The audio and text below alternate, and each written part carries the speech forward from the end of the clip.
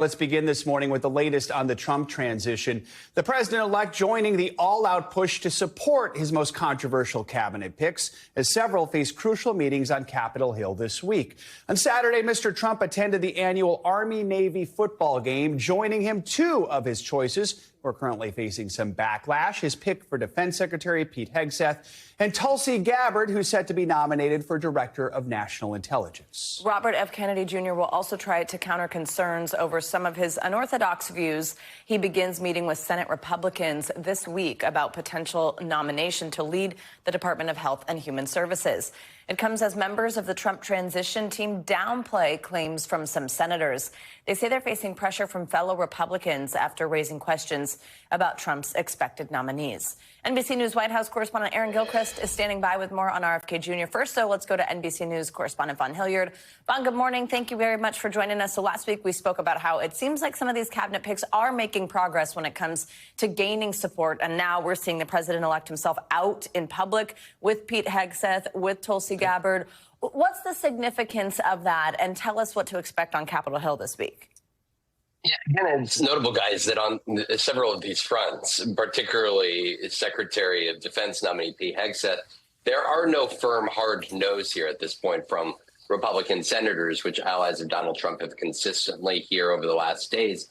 They have touted. And then you saw over the weekend at the Army and Navy football game, you saw Donald Trump alongside the likes of not only these nominee picks like Pete Hegseth and Kash Patel and Tulsi Gabbard, but also with other prominent Republicans, including Senators Dave McCormick of Pennsylvania and John Thune and Speaker Mike Johnson, showing a solidarity around these nominee picks and who have said that they will continue on with this process as long as Donald Trump has their back in the fight.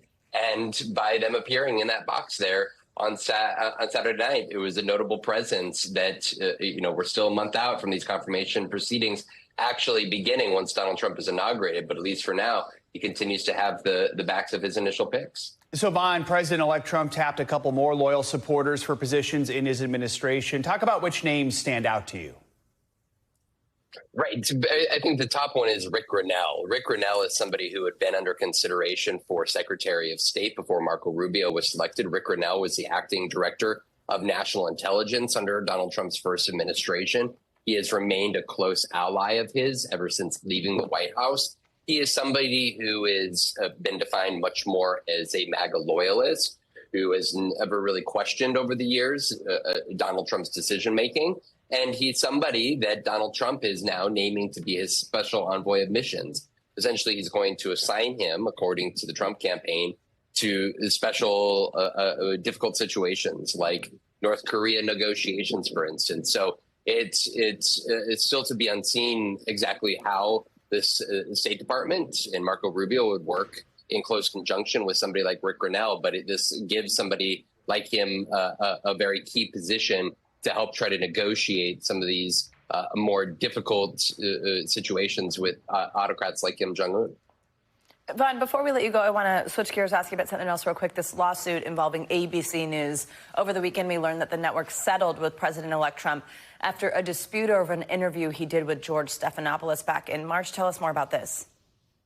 This is really quite a settlement here. This is $15 million that ABC has agreed to pay to ABC after George Stephanopoulos over the summer, in an interview with Congresswoman Nancy Mace, said multiple times that Donald Trump had been found liable by a jury for raping E. Jean Carroll. And it's important, the word rape that was used by Stephanopoulos.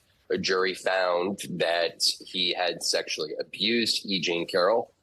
Donald Trump sued George Stephanopoulos. Both men were set to be go in for depositions this week. And of course, the determination to be found for George Stephanopoulos that these would have had to been reckless statements that were made knowingly. And yet ABC choosing to go through with the settlement, that $15 million will go to a foundation to go to an eventual Trump library. But this is a big win for Donald Trump and a pushback against such terminology used to describe the abuse of Eugene Carroll. All right. Vaughn Hilliard. Vaughn, thank you so much.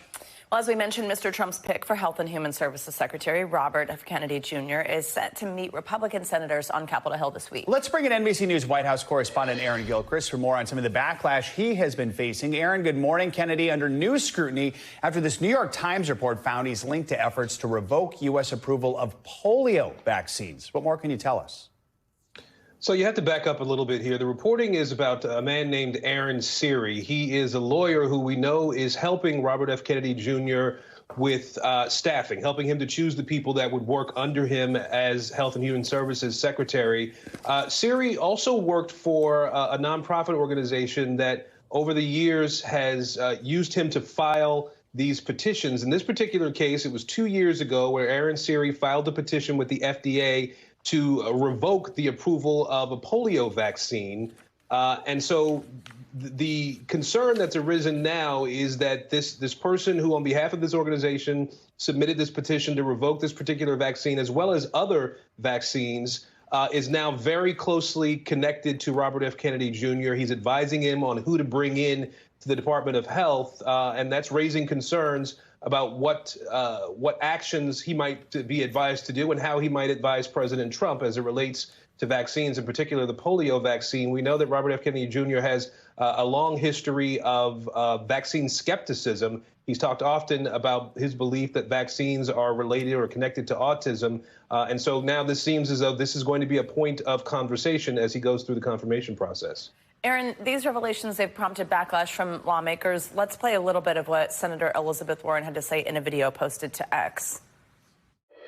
Say goodbye to your smile and say hello to polio. Donald Trump just picked RFK Jr. to lead the Department of Health and Human Services. He's actually welcoming a return to polio, a disease we nearly eradicated. You can't make this stuff up. Aaron, tell us, how are other lawmakers reacting to this? What impact does this have on the path here to confirmation potentially? Well, it's certainly any nominee would want to have a path that is easy to get through, right, where there's not a really diverse line of questioning that they would have to go through in the confirmation process. In this case, though, with RFK Jr., Elizabeth Warren, I think, speaks to concerns that other Democrats have voiced in the past. And after this article was published in the New York Times, there was a statement from the minority leader in the Senate, Mitch McConnell, who is outgoing as leader, but still has a lot of influence. People listen to what he has to say. He is also a polio survivor. He didn't name Robert F. Kennedy Jr. in his statement that he put out, but I'll show you what he did have to say after that article came to light. Part of the statement reads, "Efforts to undermine public confidence in proven cures are not just uninformed, they're dangerous. Anyone seeking the Senate's consent to serve in the incoming administration would do well to steer clear of even the appearance of association with such efforts." Now,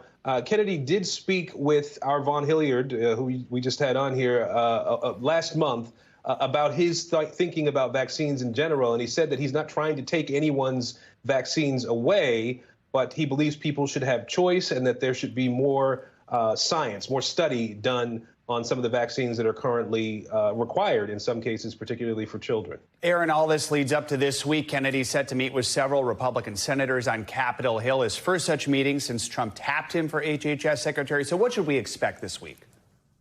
Well, we should expect to see something similar to what we've seen with other controversial picks who've been on the Hill, these one-on-one meetings with senators who some of whom will be connected to committees that would be a part of the confirmation process, other senators who are in the larger group who might have concerns about some of the things that Kennedy has said in the past, the opinions that he's had in particular about vaccines. We know that Senator Bernie Sanders was on Meet the Press yesterday and was asked about Kennedy, and he seemed to support at least the idea that Kennedy would come to the Hill, that he would have an opportunity to sit and talk to him.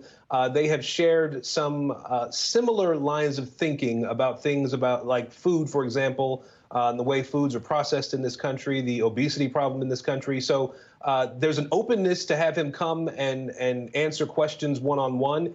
Guys, it's that confirmation hearing that will be interesting to see maybe how easy it is with Republicans and how hard it might be with Democrats questioning him once we get to that point in the process. Joe, Savannah? Aaron, thank you very much. And Aaron just mentioned Senator Sanders, who during an exclusive interview with Meet the Press on Sunday also shared his thoughts on President Biden's decision to pardon his son Hunter. It's a decision that he believes sets a dangerous precedent for future presidents. Moderator of Meet the Press, Kristen Welker, has more on that. Hello there, Joe and Savannah. This week on Meet the Press, I spoke to Senator Bernie Sanders about his reaction to President Biden's pardon of his son Hunter. Senator, was it the right decision for the country to pardon Hunter Biden? Well, I think two things. When you have his opponents going after his family, as a father, as a parent, I think we can all understand Biden trying to protect his son and his family. On the other hand, I think the precedent being set is kind of a dangerous one. It was a very wide open pardon, which could, under different circumstances, lead to problems in terms of future presidents. Do you think he could hurt his legacy with this pardon, Senator? Well, I think his legacy is a strong legacy. I think President Biden on domestic policies has been perhaps the most progressive president in American history since FDR. And I think the economy today, in many ways, is in very strong shape. You can see my full interview and a lot more at MeetThePress.com. You can also get more Meet the Press right here on NBC News Now every weekday at 4 p.m. All right, Kristen, thank you. Well, in New York, a grand jury could hear the murder case against Luigi Mangione as soon as this week. It comes as officials in the state are ramping up their efforts to get the 26-year-old extradited from Pennsylvania. He is accused of killing the CEO of United Healthcare, Brian Thompson, in Manhattan almost 2 weeks ago now. NBC News correspondent Priscilla Thompson has the latest. Well, accused murderer Luigi Mangione has a new attorney, high-powered New York defense lawyer Karen Friedman Agnifilo, as he prepares for the possibility of extradition to New York and returning to the state in handcuffs. The fight to extradite Luigi Mangione to New York intensifying, with a source familiar telling NBC News that this week a grand jury could be asked to hand up an indictment against the man accused of murdering United Healthcare CEO Brian Thompson. We expect that to be issued any day now, and at the second that happens, I'm issuing a warrant for extradition. The possible indictment intended to strengthen the Manhattan District Attorney's case for extradition by making the charges official, as questions remain about whether Mangione will go willingly or fight it. We're going to continue to press forward on parallel paths, and we'll be ready. In a Pennsylvania court, Mangione's attorney vowed to challenge extradition. But in the days since, high-power New York defense attorney Karen Friedman Agnifilo has joined the team and declined to comment on the matter. The Pennsylvania Department of Corrections says a team of New York attorneys visited Mangione on Friday. If he waives extradition, what then? He would then be transferred to New York State pretty immediately. So if he fights it, all it would do is delay the inevitable. So the only hope in a case like this for an argument to work would be if there literally was no evidence connecting him to New York State. Mangione is due back in court later this month, but the Manhattan District Attorney says that we could see him face a judge as soon as Tuesday if he decides to waive extradition. Back to you. All right, Priscilla, thank you. Leaders on Capitol Hill are demanding answers about those mysterious drones spotted across several states in recent weeks. With questions still mounting, Senate Majority Leader Chuck Schumer is requesting a new drone detection system in New York and New Jersey to help keep track of these unidentified objects. NBC News reporter Maya Eaglin has the latest. Hey there. Yes, over the weekend, we've been speaking to both officials and residents here in New Jersey, all trying to figure out what's going on in the skies. Take a look. They're everywhere. Growing calls for action over the mysterious objects being reported in the skies over New Jersey and New York. There's another one over there. An FBI official says they've received thousands of reports over the past few weeks, with less than 100 of those warranting further investigation. But whatever it is people are seeing, local lawmakers want answers. Our local people who have questions about these drones should not have to shake an 8-ball to get an answer.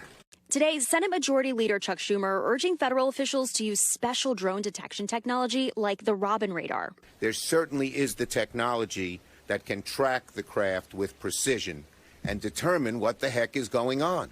New York Governor Kathy Hochul saying federal partners are sending a drone detection system to New York. And Homeland Security Secretary Alejandro Mayorkas says there is no sign of foreign involvement. I want to assure the American public that we are on it. But despite these assurances, people we spoke to want more answers.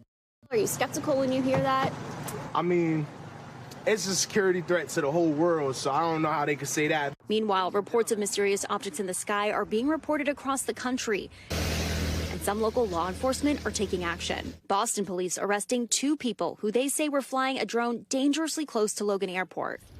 In Ocean County, New Jersey, the sheriff's office there showed us how they're using their own drones to keep a close eye above. Maybe see if we can see where they're taking off from or where they're going to so that we can just gather a little bit more information. Adding to the concerns in the air, the FAA now saying they've received multiple reports of people shining lasers at aircraft in airspace spanning New Jersey, New York, and Pennsylvania. I started seeing a green flash around the cockpit of the plane. Ken Dietz, a private pilot, says in his 30-plus years of flying, he's never experienced a laser being pointed at him. They were definitely tracking me. It stayed on me for a period of time. Look what's back again. Same spot as last night. For some residents, answers about the growing confusion can't come soon enough. Why haven't they found the origin of the drone? I don't know why that's a hard thing to do. And Senator Schumer pointed out that an FAA rule change in 2023 that allowed people to start flying drones at night could be one contributing factor to all of this. Back to you. All right, Maya Eaglin, thank you. Turning now to the Middle East, where NBC News has learned that Israel carried out a wave of airstrikes on Syria's coastal region. This video we're going to show you, it shows a massive explosion at a munitions depot. The Syrian Observatory for Human Rights called these the heaviest strikes the area has seen in more than a decade. The bombings come as Syria's Islamist rebel leader said Israel was using false pretexts to justify its attacks on Syria, but said he was not interested in starting a new conflict. Wrapping up a tour of the region over the weekend, Secretary of State Antony Blinken confirmed the U.S. had begun direct communication with the rebels. We've been in contact with HTS and with other parties. The United States and our partners in the region have agreed on a set of shared principles to guide our support for Syria and its people going forward. America and our partners have an important stake in helping the Syrian people chart this new path. NBC News international correspondent Matt Bradley joins us from the Syrian capital, Damascus. Matt, good morning. So let's start with this massive wave of strikes on Syria's coastal region. What more can you tell us? Yeah, well, there's been more than 400 strikes ever since the fall of the Assad regime about a week ago. And as you mentioned, these have been done basically by the Israelis in order, they say, to try to destroy weapons, weapons hauls that they say could fall into the wrong hands. And also they've even and past a area, sort of a buffer zone outside of the Golan Heights, which the Israelis occupied all the way back in that 1967 war. The Trump administration recognized it as being part of Israel because the Israelis had annexed it decades earlier. Back a couple of years ago. So the Israelis are really trying to do their best, according to them, to try to create some sort of buffer zone between them and this very uncertain new Syrian regime. And that's the issue here. It looks as though the Israelis, like many leaders throughout the world, don't know exactly what this new regime here in Syria is going to mean. And so they're trying to shore up their defenses beforehand. Matt, yesterday Israel announced it was going to expand settlements in the occupied Golan Heights area. That's the land it captured from Syria back in 1967, later annexed. It is considered illegal under international law, but the U.S. recognized Israeli sovereignty 5 years ago. Tell us about these plans and the global reaction. Give us more background on this particular region. Yeah, well, this is going to be seen by the by the world as just part and parcel with Israel expanding its settlements elsewhere, moving in on land in Lebanon, moving in on land in the Gaza Strip, and now in the Golan Heights. And like I said, the Israelis say that this is all just part of making sure that they have made a secure border zone for themselves between Israeli populations in the Golan Heights and Syria. But as far as these new leaders here in Syria are concerned, and as far as many people in the Middle East are concerned, this is nothing more than a land grab, especially that movement beyond that buffer zone past the Golan Heights. Now, the idea here is really to double the civilian population in the Golan Heights, to settle it, to make it Israeli. And this is part and parcel. This is, a part of what Benjamin Netanyahu had said several weeks ago. The Golan Heights is essentially eternally going to be part of Israel, and this is part of that plan. to not make it necessarily a military zone, but to inhabit it with Israeli civilians. Matt, let's also talk about what we're seeing on the ground in Syria with the rebel leaders. On Sunday, we saw Syria's Christians attend Mass for the first time since the downfall of ousted leader Bashar al-Assad. But how concerned are they and other minorities about these new Islamist leaders? And also remind us how the U.S. is planning to engage with them, especially after those comments from Secretary of State Blinken. Well, I'll get to what you said last first. You know, the U.S. has already engaged with them, and that's pretty interesting considering that they are a designated terrorist group, and the U.S. can't legally talk to terrorists. Now, actually, we have been, the Americans have been speaking to terrorists, the Hezbollah, Hamas, but always through intermediaries. Now it looks as though they're reaching out directly, and this just goes to show there is a real effort among not just Americans, but also all Europeans trying to basically legitimize the new leaders here so that they can talk to them, so that they can deal with them. And there's another imperative behind that, too, particularly in Europe, an effort to try to create this idea that Syria is a stable state so that all of these Syrian refugees who are now living in Europe can be sent back, because the Syrian refugees in Europe have been massively destabilizing for politics there, and it's been a huge concern about their fate in Europe. So there's a lot of different reasons why all of these different countries, international aid agencies, and international advocacy groups are now seeking very, very quickly to legitimize Hayat Tahrir al-Sham. That's the rebel group that took over Damascus about a week ago. And that's what we're seeing with Antony Blinken, and that's what we're seeing from others as well. Embassies are already reopening here in the capital. It's going remarkably fast, despite the fact that there are still so many questions around this new government. Guys? Matt Bradley, thank you very much for your reporting. A wet start to the week for many across the country. Time now for a check on your morning News Now weather. Michelle Grossman is here in studio with us with your Monday forecast. Michelle, good morning. Oh, it was nasty out there this morning. It is nasty. Yeah, you need the umbrella. It's going to be nasty for the next couple of days. The threat for showers in the Northeast does remain. And it's not just the Northeast, the Mid-Atlantic, New England. We're looking at the West Coast, too.